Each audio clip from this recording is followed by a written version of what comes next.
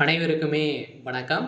சற்று முன் கிடைத்திருக்கக்கூடிய ஒரு மிக மிக முக்கியமான செய்தி ஒன்று வெளியாகியுள்ளது. சற்று முன் ஸ்டாலின் மீது நீதிமன்றம் வழக்கு பதிவு கதை முடிந்தது. இது மாதிரி பார்த்தீங்கன்னா செய்திகள் வெளியாகிருக்கு. இப்போ அதிரடியாக கரூரில் நடந்த சம்பவத்தின் அடிப்படையில் அதிரடியாக பார்த்தீங்கன்னா கரூரில் நடந்த மரணத்தின் அடிப்படையில் முதல்வர் ஸ்டாலின் பார்த்தீங்கன்னா அதிரடியாக தாவேக்கா மீதே பார்த்தீங்கன்னா அனைவருமே குற்றச்சாட்டுகள் வைத்திருந்தாங்க. இதைத் தொடர்ந்து தான் இப்போ அதிரடியாக பார்த்தீங்கன்னா முதல்வர் ஸ்டாலின் அவர் பொறுப்பேற்று இதற்கு பதிலளிக்க வேண்டும் அப்படின்ற மாதிரி தமிழ்நாடு அரசுக்கு பாஜக பார்த்தீங்கன்னா கடிதம் டெல்லி மேலிடம் கடிதம் எழுதியிருக்கக்கூடிய நிலையில் இப்போ அதிரடியாக தமிழகத்தில் ஒரு பரபரப்பை ஏற்படுத்தியிருக்கு. செல்ல முதல்வர் ஸ்டாலின் மீது கடுமையான விமர்சனங்கள் எழுந்திருக்கு. இந்த விமர்சனத்தின் அடிப்படையில் தான் அதிரடியாக பார்த்தீங்கன்னா பாஜக பிரச்சனைகள் கொடுத்துட்டு வராங்க. சொல்ல முதல்வர் ஸ்டாலினுடைய கதை ஒட்டுமொத்தமாக முடிய போகுது. இதை பற்றி இந்த வீடியோவில் நம்ம முழுமையாக பார்க்கலாம். அதுக்கு முன்னாடி நம்ம சேனலுக்கு இப்போ தான் நீங்கள் முதல் முறையாக வந்திருக்கீங்க அப்படின்னா மறக்காமல் நம்மளுடைய சேனலை சப்ஸ்கிரைப் பண்ணி சப்போர்ட் பண்ணுங்கள். வாங்க வீடியோக்குள்ளே போகலாம். அதை பார்த்தீங்கன்னா முதல்வர் ஸ்டாலின் அவர்கள் அதிரடியாக பார்த்தீங்கன்னா இதுக்கு பொறுப்பேற்று அவர் தான் பதிலளிக்க வேண்டும். அனைத்துக்குமே பார்த்தீங்கன்னா நீங்கள் பொறுப்பு கொள்ள வேண்டும் அப்படின்ற மாதிரி குற்றச்சாட்டுகள் முதல்வர் ஸ்டாலின் மீதே எழுந்திருக்கு.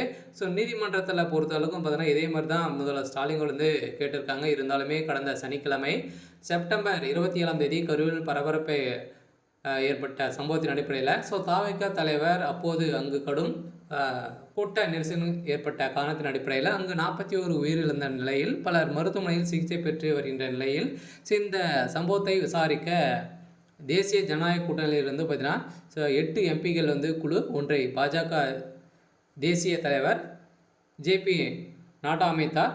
இந்த குழுவின் தலைவராக சியாமாலினி நியமிக்கப்பட்டார். இந்த குழுவில் அமைச்சர் அனுராக் தாக்கூர், அதே மாதிரி பார்த்தீங்கன்னா சூர்யா, இது மாதிரி பார்த்தீங்கன்னா ஒரு 10 பேருக்கு மேலே பார்த்தீங்கன்னா இதில் ஈடுபட்டிருக்காங்க. தெலுங்கு தேச கட்சியிலிருந்து உட்பட்ட மகேஷ் ஆகியோர் பார்த்தீங்கன்னா இடம்பெற்றிருக்கக்கூடிய நிலையில் இவர்கள் அனைவருமே நியமிக்கப்பட்டிருக்கக்கூடிய நிலையில் இப்போ அதிரடியாக இந்த ஆய்வுக்குழுவின் விசாரணை பிறகு அமைச்சர் ராஜராக சாதவ் முதல்வர் ஸ்டாலின் கடிதம் ஒன்றை எழுதியிருக்கார்.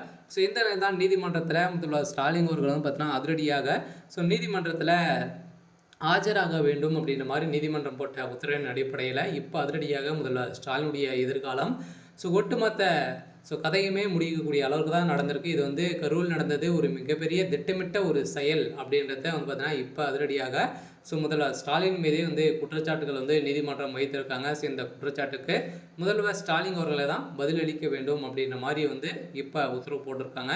இருந்தாலுமே என்ன நடக்குது அப்படின்றத வெயிட் பண்ணி பார்க்கலாம். இது மாதிரி செய்திகளை தெரிஞ்சுக்கணும் அப்படின்னா மறக்காமல் நம்மளுடைய சேனலை சப்ஸ்கிரைப் பண்ணி சப்போர்ட் பண்ணுங்கள். தேங்க்யூ.